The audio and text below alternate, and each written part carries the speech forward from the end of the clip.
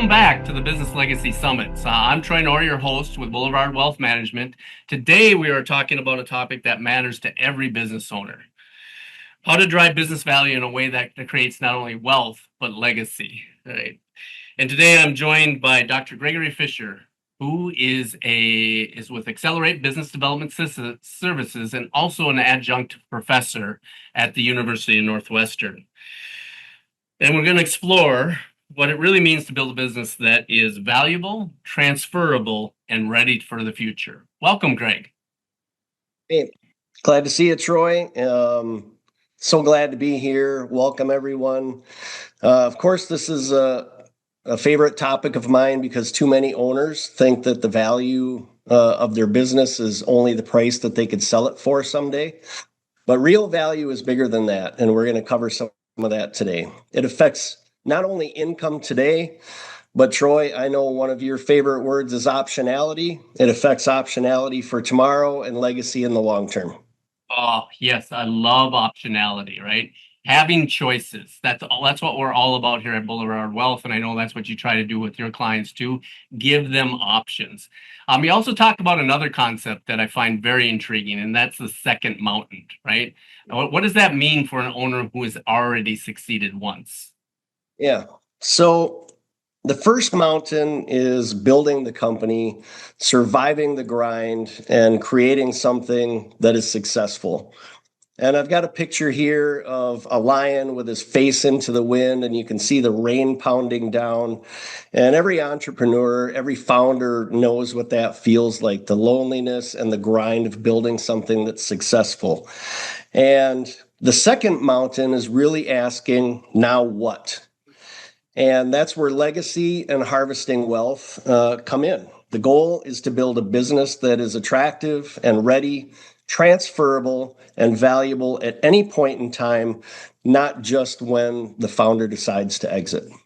That is a very important part. So it's not just an exit plan, it's actually a better overall business strategy. Is that correct, Greg? Right. So readiness is simply good business strategy. It helps protect the business from what I call the 5 Ds, which include divorce, distress, disability, death, and disagreements. If a company can survive those kinds of disruptions, it becomes much stronger and more valuable. Well, let's talk about the connection between value and growth, right? People often assume that a business becomes more valuable automatically as revenues increase. Is that true, Greg?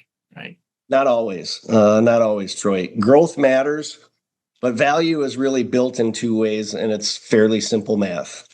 One way is on the linear side, or what I refer to as the linear side, and this is improving revenue and EBITDA. EBITDA stands for earnings before interest, tax, depreciation, and amortization. The other is what I call the nonlinear side. That's the market multiple. It's increasing that market multiple. In simple terms, the business becomes more valuable when it has both stronger financial performance and when buyers see it as less risky and more scalable because it's more transferable.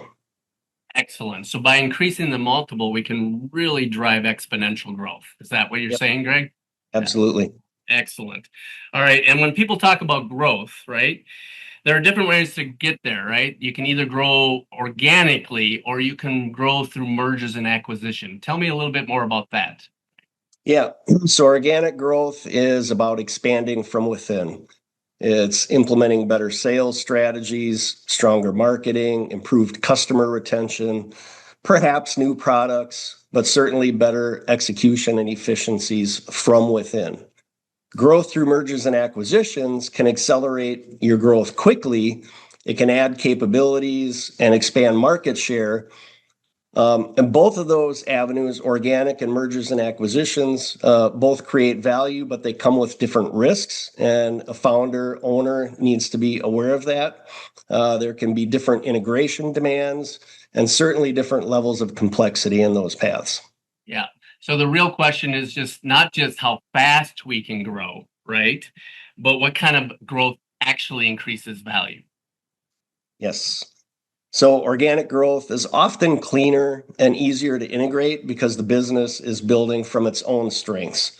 M&A can create a step-size change in capability, but really it only happens if that acquisition is strategic and well integrated and well organized. Otherwise, an acquisition can become a huge distraction and actually reduce value. Oh yeah, I've seen that happen, Greg, right? And that's Yep. an important point. So buyers aren't only looking at growth rates, they're also looking at how sustainable that growth is. Is that correct? Yeah, buyers are looking for growth that's believable, that's repeatable, that's not overly dependent on the founder or a single deal. They want to see whether the business can continue growing after the founder steps away. If the growth is only tied to the owner's relationships or to one-off acquisitions, that really raises concerns on the buy side. Yeah. Excellent. So what are some of the biggest levers owners can pull to increase value? Yeah, a few of those stand out. And we've got a list of value multipliers here. First is improving quality and clarity of financials. Verified financials matter because buyers trust what they can measure. And that's the first thing that's looked at. If you don't pass that hurdle, you really don't get to the second hurdle. Second is building repeatable systems and documented processes so the company doesn't rely on tribal knowledge. Third, we get into strengthening customer relationships and strategic positioning.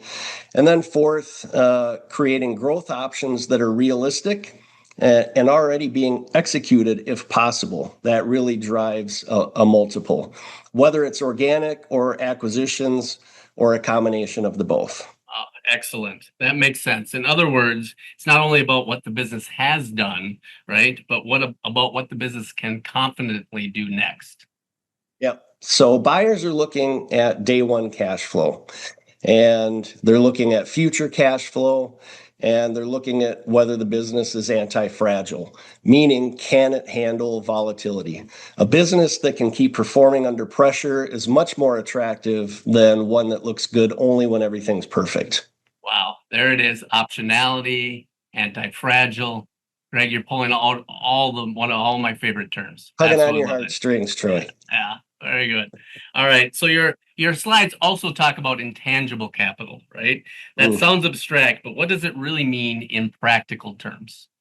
Yeah, so intangible capitals, even though they sound abstract, are really practical. There are basically four areas. You have human capital, structural capital, customer capital, and social capital. Human capital is the strength of the team. You're looking at your bench strength. Structural capital is the systems, processes, and infrastructure. Customer capital is the loyalty and quality of the client base.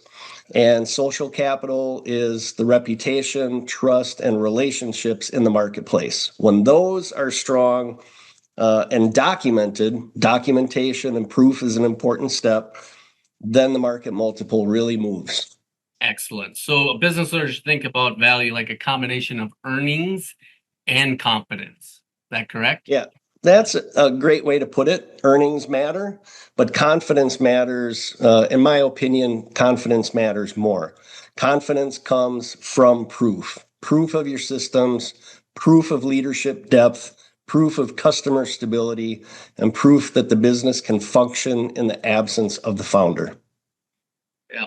And a lot of business owners build businesses that are profitable, but not transferable. Yeah. Why does that happen so often, Greg? As we mentioned at the beginning, when a founder starts a business, they're really building for survival at that point, not for transferability. In the early years, that's totally understandable, but what got you here won't get you to that second crest, that second mountain.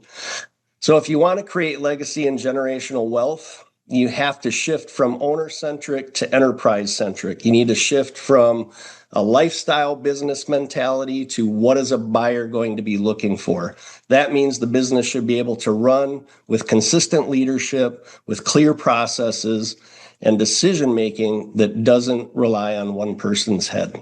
Wow. So that sounds like more of a mind shift set rather than an operational one. Yeah. So, the owner has to start thinking like the steward of an asset that they themselves have built. This is a real asset, and you're stewarding that, not just operating in a job function. And when that happens, the business becomes more scalable, it becomes more resilient, and of course, more valuable because of those things. Now you hit a third term that's one of my favorite terms, stewardship. I absolutely love that, Greg. Right. So if an owner is listening right now and wondering where to begin, what would you recommend as a first move? Yeah, so what we're going to do is help the business owner, help you understand where the business is on the value maturity path. So we're going to identify your value drivers. We're going to protect those. We will build, then harvest, and then manage that wealth. And that means first knowing what drives the value, protecting the business from risk, building systems and growth engines, finally creating a strategy for harvesting the value and transitioning that wealth. Wow, excellent. I like that. And it turns business value into something bigger than just a transaction. So, legacy really is what remains after the founder is no longer in control.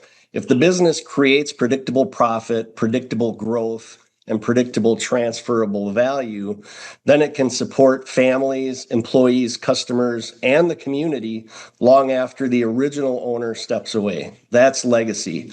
And when the business is built right, it also becomes a vehicle for generational wealth.